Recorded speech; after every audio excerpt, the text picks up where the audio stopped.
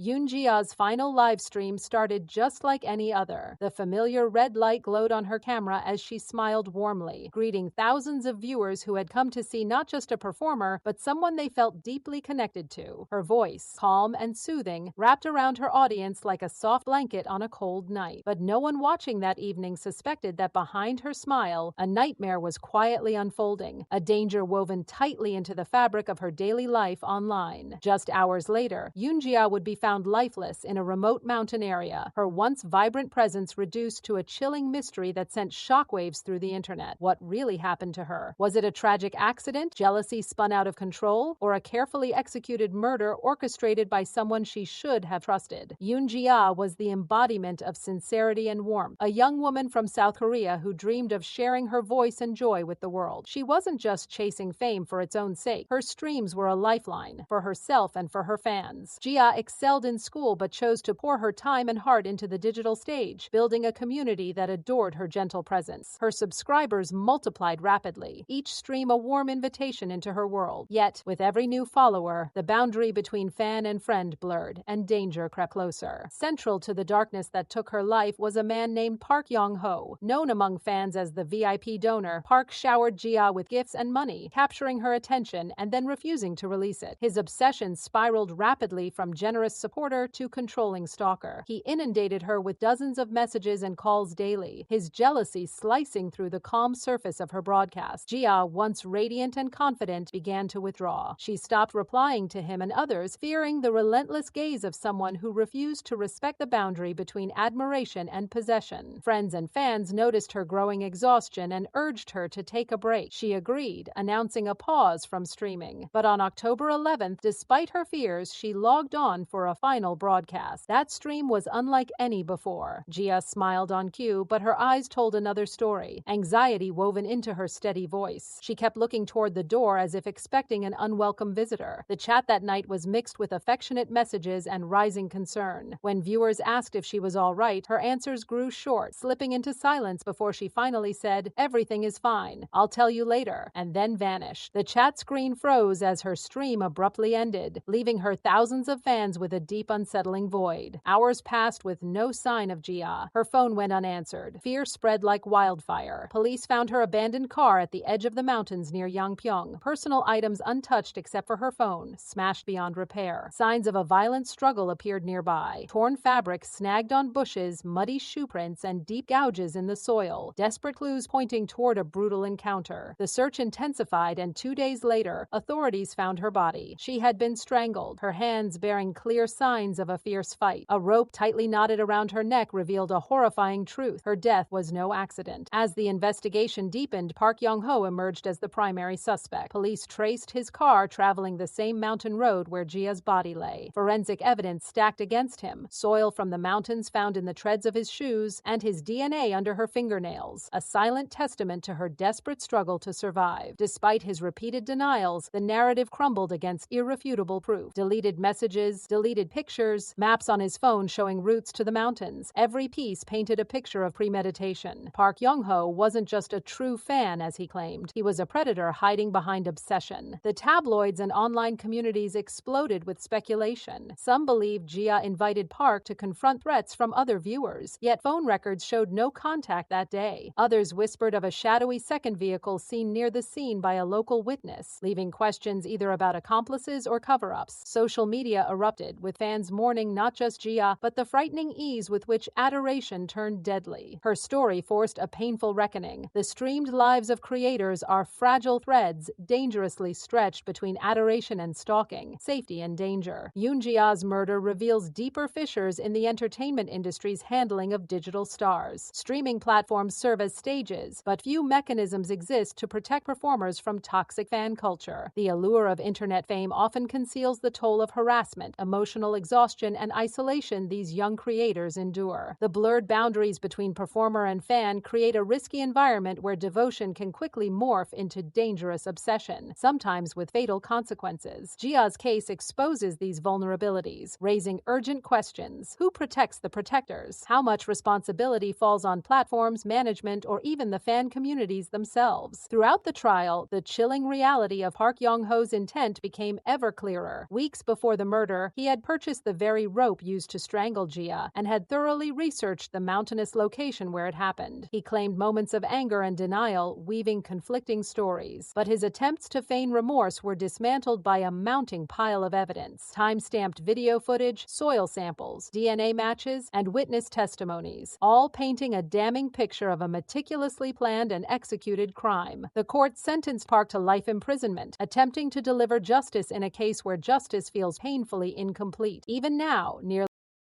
Ji-ah's channel remains a frozen monument. Fans gather still in the comments, using words of comfort and sorrow to hold on to the memory of someone who gave them hope in lonely times. "You saved us," they write. "Now, where do we turn?" Yet underneath the grief, a persistent unease lingers, a suspicion by some that more is hidden than official reports reveal. Was there really just one attacker? Did someone help cover their tracks? The unanswered questions haunt her memory, a voice lost in the void of online notoriety. Yoon Ji-ah's story is more than a tragic headline. It is a stark commentary on the dangers woven into the digital age. Her light, once a beacon of kindness and comfort, became a reminder that behind every screen lies a person, and sometimes pain unseen. Her final stream echoed a simple plea: "Don't lose hope." Those words now carry a haunting weight, challenging us to rethink how we engage with performers, fans, and with one another in this hyper-connected world. The camera will never roll again for Ji-ah, but her story urges action, better protections, deeper awareness, and a call to see beyond the pixels. What happens next? Maybe this tragedy will spark much-needed reforms in streaming safety protocols and create awareness about the risks creators face. Perhaps fans and platforms alike will begin to redefine what it means to support someone, not just with likes and donations, but with respect, boundaries, and care. Yoon Ji-ah's name may fade from trending feeds, but as long as her story is told, as long as we remember her final smile and the silence that followed, she continues to live, influencing change, reminding us that kindness and vulnerability deserve protection. In a world obsessed with watching, maybe the real tragedy is how few truly see.